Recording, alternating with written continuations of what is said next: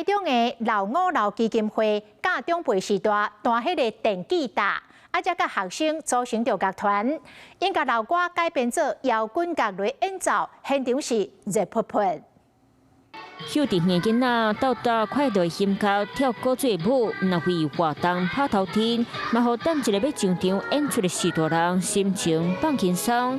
所落来重头戏，重金属乐团上场，内底成员是由靠年岁士大人组成的，要带领大家同齐来摇滚。年轻人可以，其实我们高龄者也是可以的。那让他们今天特别呢办这个成果展，让他们能够展现他们练习的成果，也希望大家多鼓励他们。台中老五老基金会观察到真侪士大人爱唱歌，所以就特别伫咧关怀据点设计音乐的课，来教士大人学乐器。真欢喜吼！